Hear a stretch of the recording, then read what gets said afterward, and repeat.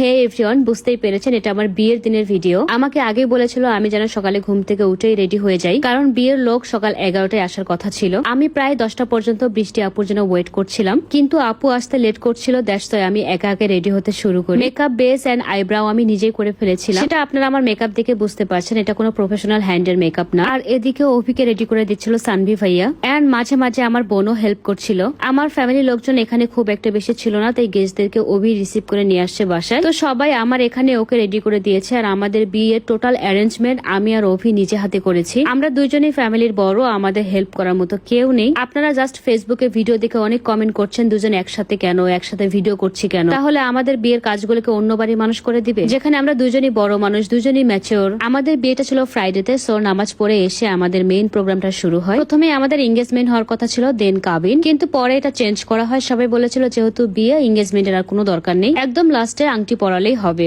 আর এটা হচ্ছে জামাইয়ের জন্য জামাই থালা। এটা আমার বোনরা করেছে, কখন করেছে এটা আমি জানি না, কারণ সকাল থেকে আমি রান্নার রুমে একবারও যাইনি। আর এই যে দেখেন, আমি ছোটবেলা থেকে একটা ব্যাড হ্যাবিট গাইস, নতুন জামা কাপড় পরলেই খিদা লাগে। কি একটা মান সম্মানের ব্যাপার বলেন তো। আমাদের বিয়ে একটু দেরি হচ্ছিল বিকজ অফ কাজী আসতে অনেক বেশি লেট করছিল। কাজীরা তো মনে করেন যে বাংলাদেশের টপ লেভেলের ব্যবসায়ী, তারা একদিনে মনে হয় 5 থেকে 6টা বিয়ে পড়ায়। আমাদের টাইম দিয়েছিল হচ্ছে নামাজের আগে, কিন্তু সেই কাজী আসে হচ্ছে বিকেল 5টায়। তো এতক্ষণ আমি বসে যে কি করব বলেন, শুধু ভিডিও বানিয়েছে আর আপনাদের সাথে শেয়ার করেছি। এটা যদি আমার ভুল হয়ে থাকে দয়া করে আমাকে ক্ষমা করে দিন। ফাইনালি আমাদের কাজী সাহেবের দেখা মিলে যায়, এন্ড অ্যাজ ইউজুয়াল যে ফর্মালিটিস গুলো পালন করতে হয় সেটা দুই ফ্যামিলি বসে করে ফেলে। আর এদিকে ধরেন যে আমি দুনিয়ার ভিডিও করে টিকটক, ফেসবুক একদম মাখিয়ে ফেলেছি। তো এই যে আমি চলে আসছি, এখন একটু পরে আমার বিয়ে। বাকি ভিডিও আমি শেয়ার করবো ছোট্ট একটা হেয়ার কেয়ার ভিডিওর পরে। আজকে আমি আপনাদের সাথে কথা বলবো গ্ল্যামারাস ড্রিমের হেয়ার কেয়ার কম্বো নিয়ে। আমি হেয়ার কালার করার পরে আমার এত পরিমাণ চুল পড়ছিল যেটা কল্পনারও বাহিরে, এবং চুল পড়লে আমাদের প্রচুর পরিমাণ কষ্ট লাগে। যদি আমি গ্ল্যামারাস ড্রিম থেকে হেয়ার কেয়ারের জন্য এই কম্বোটা না নিতাম, বিলিভ মি গাইস, এতদিন আমি টাক হয়ে যেতাম। একটা মানুষের 100% এর মধ্যে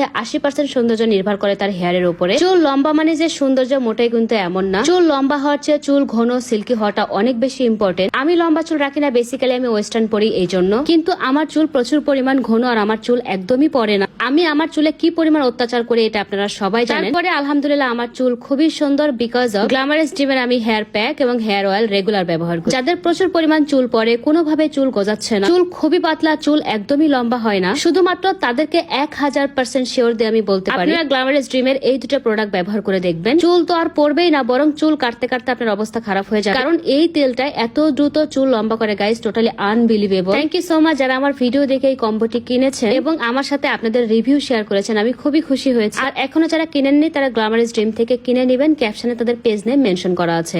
একটা মেয়ের জন্য এই টাইমটা সবচেয়ে কঠিন একটা টাইম। আপনার হার্টবিট এত বেশি ফাস্ট হয়ে যাবে, কারণ আপনার সামনে যে মানুষগুলো থাকবে তারা সবাই আপনার দিকে হা করে তাকিয়ে থাকবে। আর প্রচুর পরিমাণ লজ্জা লাগছিল। এর পেছনে আরো একটা কারণ আছে, সেটা হচ্ছে আমরা আমাদের বাবা মার সাথে খুব একটা বেশি ফ্রি না। তার মধ্যে এক পাশে অভি বসে কাচ্ছে, অন্য পাশে আমার শ্বশুর বসে কাচ্ছে। আর এই দুজনের কান্না দেখে আমি কি করব কিছুই বুঝতে পারছি না। অভি এত বেশি ঘাবড়ে যায়, কাজের কথা শেষ হওয়ার আগে এসে কবুল বলে ফেলছে। আমি তো ভাবছি এই যারে এবারই মনে হয় হেসে ফেলবো। আপনারা অনেকেই বলছেন লজ্জা শরম নেই, সবাই কাঁদতে কাঁদতে বিয়ে করে আর এই মেয়ে হাসতে হাসতে বিয়ে করছে। কান্না আমারও এসেছিল, কারণ এসব মোমেন্টে আপনি না চাইলেও আপনার কান্না আসবে। দ্বিতীয়ত ভালোবাসার মানুষকে অনেক ভালোবেসে বিয়ে করছে, এখানে ঢং রং নাটক করার কিছু নেই। অ্যারেঞ্জ ম্যারেজে কান্নাকাটি হয় এটা খুবই স্বাভাবিক, কিন্তু লাভ ম্যারেজে কান্নাকাটি হলে এটা খুবই হাস্যকর দেখায়। গাইস, আমার বিয়ের সবচেয়ে ফানিয়েস্ট মোমেন্ট ছিল এটা, সেটা হচ্ছে সিগনেচারের টাইমটা। অভি সবকিছু নরমালি খুব সুন্দর করে ফেলে, কিন্তু স্ট্রাগলটা শুরু হয় যখন আমি সিগনেচার করতে যাব। এই যে দেখতে পাচ্ছেন ইয়া রম্পা রম্পা হাতে ফেক নেলস পরে আসি। ভুলেও এই নেল গুলো পরে বিয়ে করতে যাবেন না, একদম মান সম্মান ইজ্জত প্লাস্টিক হয়ে যাবে। ওই নেলস পরে কোনোভাবে আমি সিগনেচার দিতে পারিনি। জিদ্দের ঠেলায় সবার সামনে পটপট করে নেলস গুলো খুলে ফেলেছি,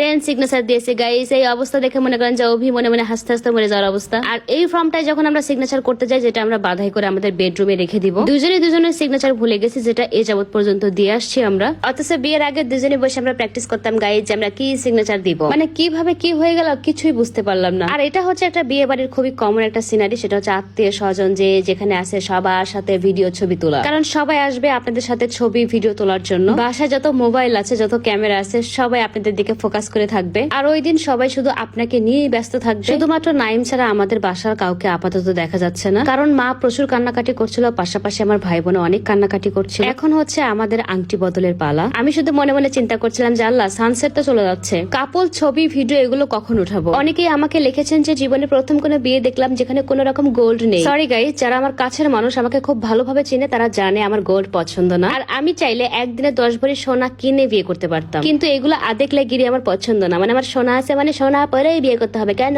সোনা ছাড়া কি বিয়ে হয় না? অবশ্যই হয়, শুধু মনটা বড় থাকতে হয়। আর উনি ছিলেন হচ্ছে আমার শ্বশুর আব্বাজান, যে খুবই সুইট এবং স্মার্ট একটা পার্সন। শুধু আমি না, আমার ফ্যামিলির প্রত্যেকটা পার্সন তার ফ্যান হয়ে গেছে। এখন হচ্ছে আমার সেই কাঙ্ক্ষিত টাইম, সেটা হচ্ছে কাপল পিকচার এন্ড ভিডিও উঠা। এটা প্রত্যেকটা মেয়ের একটা ড্রিম থাকে, কিন্তু গাইস বাহিরে এসে দিকে একদমই অন্ধকার হয়ে গেছে। তারপরে কিছু ভিডিও পিকচার উঠিয়েছে, যেটা আপনাদের সাথে পরে শেয়ার করব। এখন চলে যাবো হচ্ছে নিচে, কারণ আমাদের আয়নায় মুখ দেখা হবে। আয়নায় মুখ দেখার পরে বর কি বলেছে, বউ কি বলেছে, সেটা আপনাদেরকে শোনাচ্ছি। ওয়েট, এখন আমি বিদায় নিয়ে নিব। যাওয়ার আগে জাস্ট একটা কথা বলবো, ভালোবেসে ভালোবাসার মানুষকে বিয়ে করা এটা সত্যি ভাগ্যের একটা ব্যাপার। যদিও এই কথাটার মর্ম সবাই বুঝবে না। আপনি আপনার জীবনে গাড়ি পেয়েছেন, বাড়ি পেয়েছেন, ভালোবেসে ভালোবাসার মানুষকে বিয়ে করেছেন, এরপরে কারো মুরদ নাই যে আপনার দিকে আঙ্গুল তুলে বলবে যে তুমি জীবনে কিচ্ছু পাওনি বা তুমি ভাগ্যবতী না। পৃথিবীতে যতদিন বেঁচে আছেন এত পরিমাণে স্ট্রাগল করবেন, যে স্ট্রাগল আপনাকে আপনার লক্ষ্যের সর্বোচ্চ স্তরে পৌঁছায় দিবে। তারপরে দেখবেন এই 2 টাকার তেলাপোকা গুলো আপনার নাম ভাঙবে, আপনার পরিচয় দিতেও স্বাচ্ছন্দ্য বোধ করবে, আপনার ফেস ধার করে করে খাবে। কিন্তু এগুলো সমাজের কিট, এই মানুষগুলোকে কখনোই ক্ষমা করবেন না। আপনার অতীত নিয়ে তখনই টানা হেঁচড়া করে যখন আপনার বর্তমান সহ্য করতে পারে। যাই হোক গাইস, সবাই ভালো থাকেন, টাটা এন্ড টেক কেয়ার।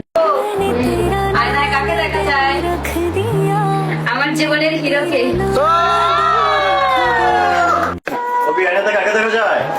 আমার সুন্দরী বউকে দেখা যায়।